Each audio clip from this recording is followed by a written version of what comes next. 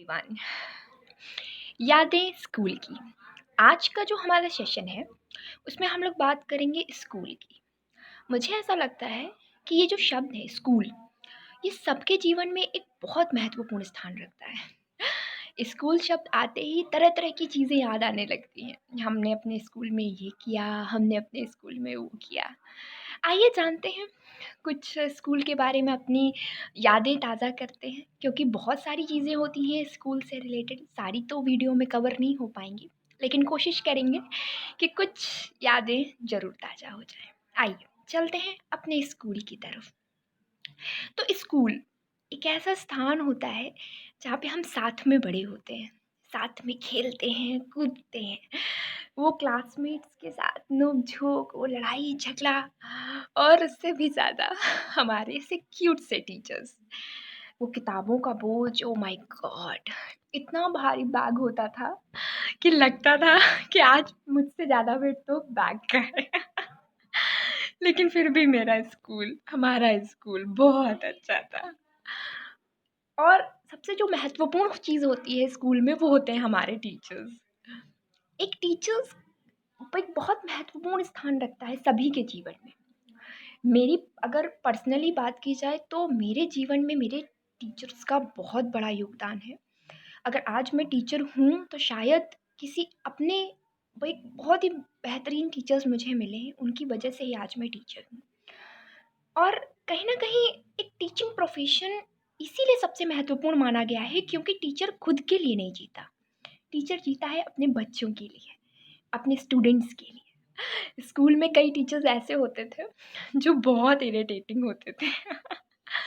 I think सबके जीवन में ऐसे टीचर्स होते होंगे। उनकी क्लास में घुसते ही लगता था अरे बस अब तो बिल्कुल भी नहीं पढ़ना। लेकिन कुछ टीचर्स ऐसे होते थे जो बहुत क्यूट होते थे, बहुत स्वीट होते थे। उनके क्लास में ऐसा लगता था कि जल्दी-जल्दी से आंसर्स दें, अपनी नॉलेज को बताएँ टीचर्स को, सर, मैम मुझे ये आता है, मुझे वो आता है, हैंड रेज़ करते थे। वो जीवन, वो समय बहुत महत्वपूर्ण होता है। हम बड़ों के लिए तो वो समय बीत गया, लेकिन अब हमें उन बच्चों को ये समझाना है कि स्कूल लाइफ़ कितनी महत्वपूर्ण होती है। एक गोल्डन टाइम में वो लोग जी रहे हैं और एक टीचिंग प्रोफ़ेशन इतना महत्वपूर्ण होता है कि अब उसके लिए तो शब्द ही नहीं है। तभी कहा गया है कि teachers can change lifes with just the right mix of chalk and challenges. मतलब अगर हम अपने ज्ञान के द्वारा, अपने नॉलेज से किसी की अगर लाइफ़ बदल दें, तो मेरे हिसाब से उससे बेटर ज़िंदगी हो ही नहीं सकती। अगर हमारी वजह से किसी की ज़िंदगी बदल जाए, तो इससे बड़ी सक्सेस तो हो ही नहीं सकती। इसीलिए टीचिंग प्रोफ़ेशन सबसे महत्वपूर्ण माना गया है और टीचर्स का रोल हमारे जीवन में बहुत महत्वपूर्ण है। आज आप सभी को मुझे बताना है कि आपके कौन-कौन से फ़ेवरेट टीचर्स थे और कैसे उन्होंने अपनी लाइफ़ को आपकी लाइफ़ को चेंज किया। आज मैं आपको ये मौका दे रही हूँ अपने टीचर्स का रिस्पेक्ट करने के लिए, उन्हें रिस्पेक्ट देने के लिए जिनकी वजह से आप उस मुकाम पर पहुँचे। लेकिन उससे पहले आज हम इस सेशन में और भी बातें करेंगे और इस सेशन में जो महत्वपूर्ण बातें हैं कि how to be a government teacher. बहुत सारे मुझे क्वेरीज़ मिली थी कि ma'am BEd it is better और डीएलएड इज़ बेटर। आज हम इस सेशन में दोनों की बातें करेंगे कि बीएड में क्या-क्या है और डीएलएड में क्या-क्या है। तो अगर हम बीएड की बात करें, तो बीएड का जो 2020 का एंट्रेंस होने वाला था, वो 8 अप्रैल को होने वाला था, पर लॉकडाउन की वजह से वो पोस्टपोन हो गया और अभी तक उसकी कोई ऑफ़िशियल अनाउंसमेंट नहीं हुई है। लेकिन अगर आप देखें, तो बीएड के जो एग्ज़ाम का पैटर्न है, वो इस तरीके का होता है कि पेपर 1 में आपके 2 चीज़ें कंटेंट्स आते हैं। नंबर 1 होता है हमारा जीके से रिलेटेड एंड करंट अफेयर्स, और सेकंड होता है हमारा हिंदी या इंग्लिश। आप कोई भी चूज़ कर सकते हैं। आप हिंदी में अगर आप कंफर्टेबल हैं तो आप हिंदी में जा सकते हैं, और इंग्लिश में अगर आप कंफर्टेबल हैं तो इंग्लिश में जा सकते हैं। एक नॉर्मल सी हिंदी पूछी जाती है, उसमें इतना कोई इश्यू नहीं है। अगर हम सेकंड पेपर की बात करें, तो पहला जो पेपर होता है उसमें एप्टीट्यूड आता है, लाइक रीज़निंग के कुछ कॉमन से क्वेश्चंस पूछे जाते हैं 50 मार्क्स के। और सेकंड पेपर में आपने ग्रेजुएशन, लाइक अगर आपने बीए किया है तो आप में आपको जीएस का पोर्शन मिलेगा, लेकिन अगर आपने बीएससी किया है then you have to deal with science and maths. तो ये तो है हमारा बीएड का सिलेबस। अब हम आते हैं अपने डीएलएड में कि डीएलएड क्या होता है। एक्चुअली क्या है कि ये जो डीएलएड है ये 2017 से इसका नाम चेंज हो गया है। पहले इसको बीटीसी बोलते थे और बीटीसी में जो एडमिशन्स प्रोसेस होते हैं वो मेरिट के हिसाब से होते हैं।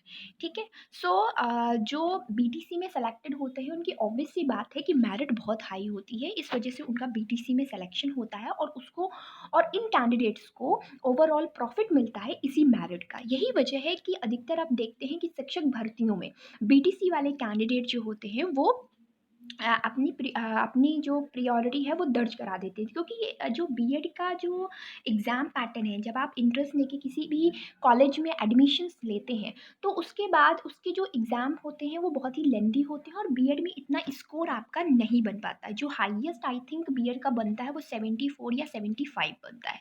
बट अगर आप बीटीसी की बात करते हैं तो यहाँ पे 25 मार्क्स के पेपर्स होते हैं और प्लस प्रैक्टिकल होता है 410 नंबर का।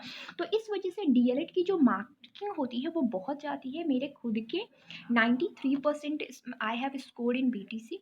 सो दैट्स वाई हम जो बीटीसी करे होते हैं और प्राथमिक शिक्षक बनना चाहते हैं उनको बीटीसी की वजह से प्रॉफिट मिलता है, क्योंकि उनकी मेरिट काफ़ी अच्छी हो जाती है।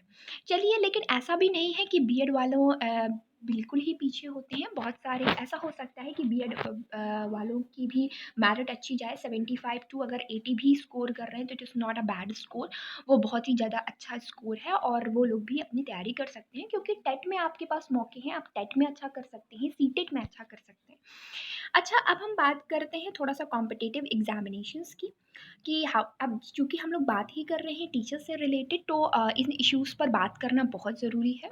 तो अगर हम बात करें टीचर्स एग्ज़ाम्स के, अगर आप बीएड या बीटीसी करते हैं तो उसके बाद आपको कई कॉम्पिटिटिव एग्ज़ाम्स देने होते हैं, ठीक है? उसके बाद ही आप एक अच्छे टीचर बन सकते हैं। लाइक टेट देना होता है, उसके बाद सुपर टेट होता है। अगर आप सेंट्रल में टीचर बनना चाहते हैं तो आपको सीटेट देना होता है। अगर आप केवीएस में जाते हैं then you have to deal with the KVS entrance also. अगर आप दिल्ली में टीचर्स बनना चाहते हैं तो आपको डीएसएसबी का एग्ज़ाम क्लियर करना होता है।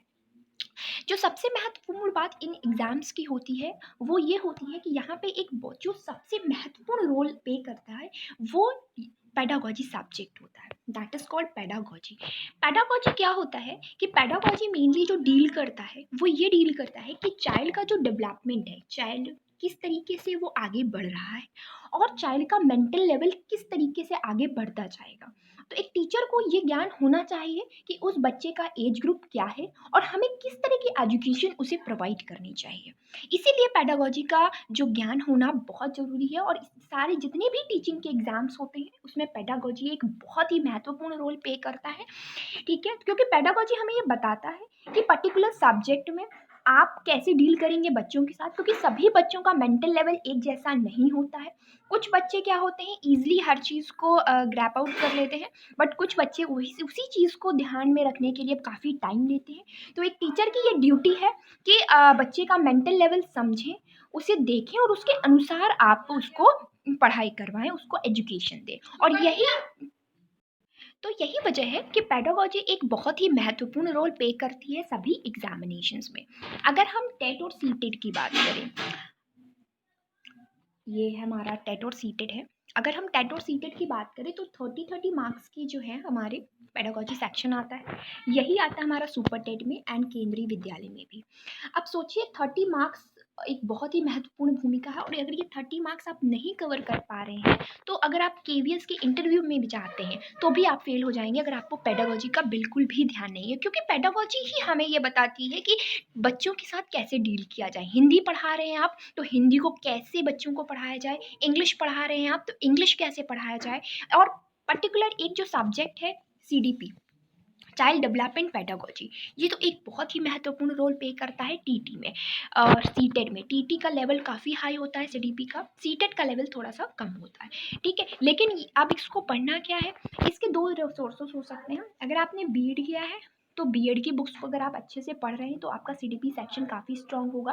लेकिन अगर आपके पास बीटीसी किए हैं तो अगर आपने बीटीसी की चारों सेमेस्टर्स की बुक अच्छे से पढ़ी है तो भी आप बेटर स्कोर कर सकते हैं। इसके अतिरिक्त मेरी जो सीरीज़ चलेगी उसमें मैं हर एक टॉपिक को कवर करूँगी पेडागॉजी का, जो कि हर एक टॉपिक वाइज होगा और उसको मैं सब्जेक्ट से भी रिलेट करूँगी। लाइक अगर हमने एरिक्सन की थ्योरी पढ़ी है, तो एरिक्सन की थ्योरी के एप्लीकेशंस क्या हैं, उसके वेरियस सब्जेक्ट में एप्लीकेशंस क्या हैं, इसको भी हम लोग डील करेंगे।